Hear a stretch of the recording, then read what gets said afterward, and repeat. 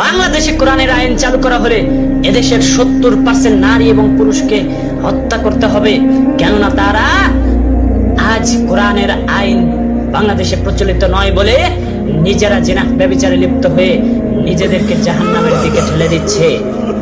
আমি আজকে বড় হতভম্ব হয়ে যাই বাংলাদেশের সাধারণ মানুষের বিচার দেখে, যখন একজন বিবাহিত নারী, একজন বিবাহিত পুরুষ জিনাহ ব্যভিচারে লিপ্ত হয়ে জনগণের কাছে ধরা খেয়ে যায়, তখন সাধারণ জনগণ বিচার করে ওই বিবাহিত মহিলার প্রথম যে স্বামী তার কাছ থেকে তালাক নিয়ে দ্বিতীয় যে পুরুষের সাথে মহিলা জিনাহ ব্যভিচারে লিপ্ত হয়ে গেল তার সাথে বিবাহ দিয়ে দেয়। এটা কোনো বিচার হলো?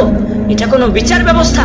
কোরআনের বিচার ব্যবস্থাকে আজকে তুচ্ছ তাচ্ছিল্য করা হচ্ছে, কোরআনের বিচার ব্যবস্থাকে আজকে অবহেলা করা হচ্ছে, আল্লাহর আইনকে বাদ দিয়ে মানুষের আইন প্রচলন করা হচ্ছে, আল্লাহর আইনকে বাদ দিয়ে মানুষের আইনকে মানুষের মাঝে প্রচলিত করে দিচ্ছে আজকে সাধারণ পাবলিক, শুধুমাত্র কোরআন বোঝার না কারণে, হাদিসের ব্যাখ্যা বোঝার না কারণে। আল্লাহর রাসূল সাল্লাল্লাহু আলাইহি সাল্লামের জামানায় আবু হুরায়রা রাদিয়াল্লাহু আনহু এবং যায়েদ ইবনে খালিদ রাদিয়াল্লাহু আনহু থেকে বর্ণিত, তারা দুজনে বলেন আল্লাহর রাসূল সাল্লাল্লাহু আলাইহি ওয়াসাল্লামের নিকট দুইজন লোক আসলেন, তাদের মধ্যে ছিলেন একজন বেদুইন। বেদুইন লোকটি দাঁড়িয়ে বললেন, হে আল্লাহর রাসূল, আপনি আমাদের মাঝে আল্লাহর কিতাব মোতাবেক ফয়সালা করিয়ে দিন। তার প্রতিপক্ষ দাঁড়িয়ে বললেন, হে আল্লাহর রাসূল, আপনি আমাদের মাঝে আল্লাহর কিতাব মোতাবেক আমাদের মাঝে ফয়সালা করিয়ে দিন। তখন বেদুইন লোকটি দাঁড়িয়ে বললেন, হে আল্লাহর রাসূল, আমার ছেলে আমার প্রতিপক্ষের বাড়িতে দিন মজুরির কাজ করত, কামলা ছিল। অতঃপর কাজ করা অবস্থায় আমার ছেলে তার স্ত্রীর সাথে জিনা ব্যভিচারে লিপ্ত হয়ে যায়। তখন ওই জায়গার লোকজন বলতে লাগলো, তোমার ছেলেকে রজম করতে হবে, তোমার ছেলেকে হত্যা করতে হবে। আমি আমার ছেলেকে বাঁচানোর জন্য 100 ছাগল এবং একটি গোলামের বিনিময়ে আমার ছেলেকে তার নিকট হতে মুক্ত করে আনি। পরবর্তীতে আমি কিছু আলেমকে জিজ্ঞেস করলে তারা বলতে লাগলো, তোমার ছেলেকে হত্যা করা নয়, 100 বেত্রাঘাত দিয়ে 1 বছরের জন্য দেশান্তরী করতে হবে, দেশ থেকে নির্বাসন করতে হবে।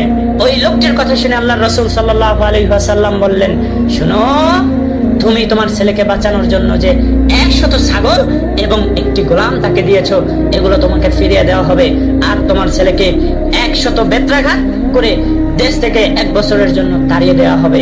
পরবর্তীতে আল্লাহর রাসূল সাল্লাল্লাহু আলাইহি সাল্লাম তার প্রতিপক্ষের ব্যাপারে হযরতে উনাইস রাদিয়াল্লাহু তাআলা আনহুকে আদেশ করলেন, হে উনাইস, তুমি ওই লোকের বাড়িতে যাও এবং তার স্ত্রীকে রজম করো, হত্যা করো। কোরআনের আইন হলো, কোন বিবাহিত পুরুষ, কোন বিবাহিত নারী যদি জিনা ব্যভিচারে লিপ্ত হয়ে যায়, তখন তার একমাত্র শাস্তি হলো তাকে হত্যা করা, বাঁচার কোনো পথ নেই। এই কথা আমার না, এই কথা মুহাম্মদ সাল্লাল্লাহু আলাইহি ওয়াসাল্লাম বলে গেছেন। আর যদি কোনো অবিবাহিত ছেলে মেয়ে জিনা ব্যভিচারে লিপ্ত হয়ে যায়, তাহলে তার একমাত্র শাস্তি হবে 100 বেত্রাঘাত করে তাকে 1 বছরের জন্য দেশ ত্যাগ করা, দেশ থেকে বিদায় করে দেওয়া, দেশ থেকে তাড়িয়ে দেওয়া। এর থেকে বাঁচার কোনো পথ নেই। নিজেরা আইন তৈরি করে আল্লাহর সাথে ধোঁকা দিলে কি জবাব তুমি তার দেবে, কি হিসাব তুমি তার দেবে, ভেবে দেখো হে মানুষ।